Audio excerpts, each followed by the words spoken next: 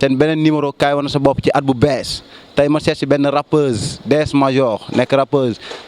gars yi xam ko ci milieu bi donc tey moo ngaa seet pour waxtaan ak moom ci kaay wane sa bopp gars yi ça fait l'occasion pour me présenter leen mes meilleurs vœux ci at bu bees bi di ñaanal Sénégal jàmm di ñaanal kër gi jàmm di ñaanal Sénégal TV jëm ca kaw ca kanam ci at bu bees bi gars yi tega day tàkkan ci 2014 bi incha allahu rabbi kaay wane sa bopp ci kaw maa ngi fi seet si DS Major kaay ñu dugg ci bi ñu seet si ko bu ngeen fàtte nag ne DS Major doomu Grand Yoff ga tey waa Grand Yoff yéen a xew ga seen doom laa seet si pour waxtaan ak moom ci hip hop bi muy yëngu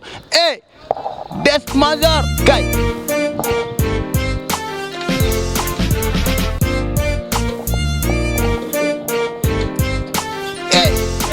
jëgal ñu nu mu demee. naka mu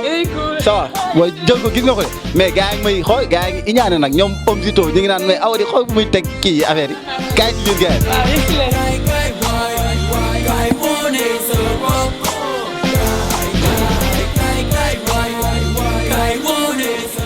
tey ci année bu bees bi premier numéro kaay wane sa bopp mu ñëw seet si DS Major maa ngi fii nii ci cité yi donc ñëw seet si DS Major DS nuyu nañu. nuyu naa la Awadi c'est un plaisir de vous accueillir aujourd'hui maa ngi nuyu waa Sénégal TV yëpp vraiment di leen souhaiter une très très bonne et heureuse année une année de paix de bonheur et beaucoup de réussite à tous vos projets et beaucoup de bonheur. donc wax na ko une année de paix de réussite donc ci projet bi moom tamit tey dinañ waxtaanee ak DS bon ci carrière am ci jaar-jaaram aussi tamit ci projet yi fu mu toll et en plus aussi tamit bëgg nañ tamit xam lu bëri ci moom te xam naa ne parce que yàkkamti woon naa ko waxoon naa ko tey DS dañ ñëw pour waxtaan ak yow ci sa carrière ci sa jaar-jaar mais avant tout d'abord pourquoi DS Major. En fait DS Major avant tout je suis une rappeuse sama ego trip la ego trip mooy booy wax ci yow booy wax ci sa bopp te dafa am importance ci hip hop. DS signifie la beauté divine de la femme. DS signifie la féminité, la femme comment dirais-je, DS signifie la féminité, la beauté divine et aussi Major. Major signifie le grand, le plus important et le meilleur. ma jël ñaari tur yooyu boole ko muy sama tur muy man. kon bu ñu xamee bu ñu déggee DS nee na moom donc moom mooy la divine ba pare nekk moom mooy Major ci rap bi loolu nga bëgg a wax. ouais loolu laa la wax mooy sama ego trip. ouais donc da nga. du hip hop Galsen je suis la Major du hip hop Galsen. ok nee na mooy Major hip hop Galsen moom mooy DS hip hop Galsen DS suñu émission xam nga nu mu tudd je crois kaay wane sa bopp nga tudd donc bu ñu ñëwee avant ñuy dugg ci waxtaan bi da ngay wane sa bopp ñu xool baat bi quoi. yeah I'm a DEE double SE MAJOR aka la DS du hip hop Galsen boo dëkkee fight kenn mënu la dab job bu xaat flow bu xaat ci looy njàpp ci géew bi gaynde nga kenn du ko laam-laamee pointure bu ngande nga ñëpp la xam-xamee xam fi ma jëm maa ngi nii di seen hip hop bi dam ko gëm bokkuma ak yéen sama biddew a ngi shine xool ko ci kaw sama laafay sama gain ñoo tax may naaw oh yeah DS Major I'm a self-made woman dooma gis di laajte ku mën DS Major la paak ñaari bool la mëne fii mëne fële jigéen ju mën góor la yeah jigéen ju mën góor la. merci DS donc baat bi mu ngi fi vraiment DS rien à dire donc DS est-ce que mën nga ñu wax tuuti si sa parcours sa jaar-jaar kañ nga dugg ci hip hop bi et avant ngay dugg ci hip hop bi lan nga nekkoon di def lan moo la motivé nga dugg ci hip hop bi. Avant tout DS c'est une artiste rappeuse. Qui habite à Grand Yoff, Maguette Grand Yoff, Yalo Grand Yoff. Avant tout aussi, je suis née dans une famille artiste. Ma maman, elle chantait très bien. Mes deux frères aussi sont des chanteurs. Moo tax tey peut-être tey DS nekk artiste parce que peut-être dama gis samay parents ñu ko doon defee ak samay frères ma ñëw topp seen tànk tey. Mais avant tout aussi DS boo gisee mu bëgg hip hop mu bàyyi musique yi yëpp di def rap c'est l'amour bi ma am ci hip hop c'est l'ambition aussi bi ma am ci hip hop te DS mooy si jaar-jaaram ak sa vécu elle a vu que mënu def leen lu hip hop te elle a beaucoup de choses à dire et beaucoup de choses à faire aussi. kon su ma déggee da nga dugg ci hip hop bi pour lancer ay messages ok c'était depuis quand kañ nga sentir na yow war nga commencer mën a dugg ci rap. En fait depuis bi ma nekkee adolescence bi ma nekkee au collège laa doon commencé di woyantu di rapantu ay ouverture foyer école bu daan am sama école dañ daan def ay groupe de danse ay groupe de chant peut-être lépp fa la commencé aussi à la maison yàlla def ma nekk ci underground bi ci underground depuis 2008 laa commencé laa doog a professionnaliser sama carrière 2008 laa njëkk a dugg studio pour enregistrer benn maquette pour xam DS quelle est sa voix DS lan la mën a joxe ci micro bi ma ko testé mu nekk une maquette boobu mu ngi tuddoon musique bi noonu la tuddoon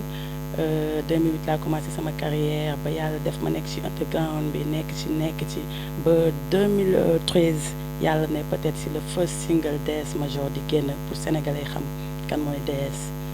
2008 laa commencé pour 2013. donc 2013 ci nga single bi génn donc ñu xamoon DS depuis 2008 mu doon nekk benn jeune boo xam ne da doon jàng ba pare en même temps mu bàyyi jàng bi rien que pour hip hop bi donc est-ce que mun nañ gis ne mun nañ xam ba xam nekk jigéen dugg ci milieu hip hop est-ce que c'est facile. du ma ni c'est facile c'est pas facile et c'est pas évident nga nekk jigéen di évoluer ci hip hop parce que dafa nekk benn style de musique bu engagé nekk benn style de musique boo xam ne avant dañ ko doon peut-être mën naa ne suñu parents yi boo nekkee jigéen bëgg a def hip hop dañ la naan pourquoi defoo yeneen musique yi ngay def rap mais léegi loolu tout a changé ba léegi sa parents yi boo leen waxee rap laay def sax dañ lay encourager parce que dem nañu ba xam ni rap c'est une musique de vérité c'est une musique qui éduque te nekk na musique boo xam ne partout dans le monde ku nekk xam na rap la def ci àdduna bi léegi moo tax tey loolu moo ma gën a encourager samay parents tamit jàppale ma ci parce que xam nañu art parce que nee naa je suis née dans une famille artiste aussi yàlla def ma nekk jigéen may fighting nag c'était pas facile. tentation yi bëri na quand même en tant que jigéen nekk ci milieu hip hop parce que en général damay dégg ñu naan bon soo nekkee jigéen gars yi dañuy chantage pour mën a defal maquette gars yi dañuy chantage pour jéem a defal son est-ce que ça t'est arrivé ou bien. en fait du ñàkk nga nekk jigéen tu vois surtout si tu dégages quelque chose góor yi dinañ la wut si dinañ ñëw ci yow mais du ñàkk tout le temps nga gis ay nit yu la woo tu nga foog ni peut-être job moo leen tax a jóg li ngay job moo leen intéressé fekk leneen moo leen intéressé lu dul loolu mais maa ngi ko doon wax sama benn interview bu ma defoon populaire maa ngi doon wax ni DS si début carrière am amoon na tu vois des gens yoo xam ne dañuy ñëw ne la dañ la bëgg a produire wala dañ la bëgg a jàppale mais au fait y avait autre chose derrière yow yaay dem nag ba xam ne yow musique bi ngay def du caaxaan du foo musique mën naa ne tey boo koy def tey dafa war a nekk ëllëg benn bibliothèque dafa war a nekk ëllëg benn affaire boo xam ne tey même tey suba bu ma fi jóge woon wala bu ma fi nekkatul ñu ne DS moo fi woyoon lii DS moo fi defoon lii tu vois te foog nga am benn image bu nice pour suba ëllëg gars yi mën a wax loolu sa gannaaw en fait moo tax boo nekkee jigéen di nga gis góor ak jigéen tout le temps ñooy góor bu gisee jigéen c'est normal foog mu wax la dama la bëgg. jaanu biir yi yëngatu quoi. c'est ça c'est quelque chose qui est normal gis nañ ko fii ci àdduna bi lañ ko fekk fii lañ koy bàyyi mais yow yaay xam rek li la tax a jóg yow yaay xam li la yëkkati tu vois xam ni yow liggéey moo la tax a jóg te musique du quelque chose boo xam ne lu yomb la quoi boo jógee ba koy def rek am na leneen loo yëkkati. mais est-ce que tamit aussi nekkul bon sa méthode d'habillement ak tamit aussi sa dégagement sa style moo leen attiré ci yow ba tax na ñoom dañuy yaakaar ne donc DS pour ñëwee wax ak moom pour jéem ko produire après ñu bëgg moom mën nañu ko am est-ce que c'est pas ça aussi. en fait loolu laa wax sànq may ne la loolu du ñàkk tout le temps di nga ko fi gis parce que jigéen tu vois yow tey fi ngay liggéey rek mën nga fi gis benn xale bu tooy mu neex la tu vois nga jéem ko draguer parce que sentir nga ko yeneen gisante tout le temps tu vois miin am ñëw na fa. mën nga nekk ci benn milieu tout le temps ngeen di tasee tout le temps ngeen gisante day dem ba peut-être lenn am fa loolu du ñàkk parce que góor ak jigéen fi lañ loolu nee naa la fi lañ ko fekk mais aussi yow yaa xam li la tax a jóg yaa du ma ne war nit ñi waruñu bëggante waruñu nobante non du ma wax loolu parce que kenn xamul amour fa lay jógee nit mën na di liggéey ak nit sax yàlla def mbëggeel ba leneen am ci mais aussi yow yaay xool daal yow lan moo la tax a jóg tey ba nga dëggu ci quoi. ok ñu ngi woon ci vie wu Dess donc dañuy ñëwaat ci vie wu artiste wu Dess depuis 2013 nga génnee benn single donc mooy mu nice quoi donc vraiment nice rien à dire mais depuis boobu bëgg dañuy déggaatu Dess ci dara quoi idée yi dafa jeexoo. nga ne ndax sama idée dafa jeex non man nee naa la Dess elle est venue pour faire carrière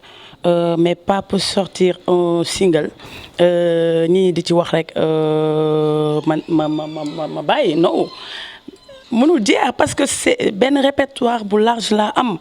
boo xam ne nee naa je travaille entre deux studios celui de Malal Adji Hip Hop et Yunkunkung et celui d'Ama Diop de Boba Studio à la Médina fu nekk maa ngi fa am ay bagages tey Dess boo gisee ñu génnee benn single ñuy xaar ba ci kanam mooy single bi dañ ko génnee yàlla def sénégalais yëpp bëgg ko public hip hop bi yëpp bëgg ko. ñu nekk continuer promo bi di ko def Dess man je fais des prestations partout t'as vu fu nekk maa ngi fay jouer yow xam nga ci dara aussi maa ngi continuer def promo bi ci laa nekk nii mais ñoo ngi pare beneen deuxième single boo war a génn nii. mais non mais attends mais Dess promo 2006 de 2013 ba 2014 bientôt 1 an Dess nga ne yaa ngi ci benn single def pro non attends Dess tamit aussi il faut que tamit aussi ñu waxante dëgg quoi parce que Dess dafa mel ni comme ni gars yi di waxee idée yi dafa jëm parce que mënoo nekk Yunkunkung nekk tam studio fii di studio kii fii di Grand Yoff donc yow boo bëggee nga nekk ci benn single bi nga ne Médina ba pare boo bëggee nga ne ma yow ci benn single bi nga nekk. Attends, je vais te dire quelque chose nee naa la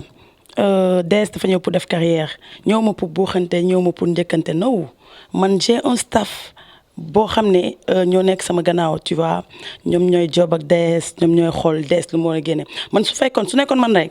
bu nekkoon man rek parce que chaque mois ma génne single bu bees ak vidéo bu bees bu nekkoon man rek kon 2014 bi sama album génn bu desoon ci man kenn mais non gisoo maa ngi bëggoon teg benn concert à janvier mais sama staff dañ ma ne non c'est pas le moment jotagul xaaral bul yàkkamti parce que man dama am audace ci li may def dama ci am benn amour boo xam ne ak kii laay demee ak xol laay demee ak rigueur su desoon ci man rek kon def naa lépp lu ma bëgg a def. mais aussi est-ce que joobandoog ñaari studio ñaari structure est-ce que loolu noonu tam nekk loo xam ne day xaw a pénal parce que ku nekk est-ce que nekku day jéem a bëgg yow li nga xam ne moom nga war a génnaan moom mu njëkk ko génnee est-ce que méttiwul quoi. est-ce que xam nga si mouvement hip hop lañ ne. boo déggee ñu ne mouvement c'est benn ensemble de jeunes yoo xam ne lépp lu ñuy def ñoom entre ñoom dañ koy partager mouvement lañ nekk hip hop bi tey le fait que ma nekk di job ak Malal ay Yunkunkung may job ak Ama Diop tu vois dafa nekk benn affaire ouverture la da ngay am da ngay am ay styles yu différents ay style diggi bu indee touche am yaa ngi dégg Ama Diop indi touche am dafay nice te man loolu mooy sama force. J'ai des gens comme mon mentor Malal j'ai des gens yoo xam ak Ama Diop yoo xam ne maa ngi job ak ñoom ak docteur bëgguma wax sa sama ñi may jobal yaa ngi may tax may wax yaa ngi dégg des gens avec qui je bosse yoo xam ne gëwma ñoom entre ñoom rek ñoom tey c'est un plaisir de bosser avec Dess xam nga. ok ñu ñëwaat ci single bi d'accord dégg naa foofu comme ni nga ko waxee yaa ngi job ak ñoom Malal yaa ngi job ak ñoom Boss donc dina ñëw deuxième single bi dina ñëw kooku dinañ si ñëwaat ci deuxième partie bi quoi ok dinañ si ñëwaat ci deuxième partie bi quoi donc dama bëgg ñu waxtaan ci clip bi quoi parce que gis nañ clip bi bon niñ ci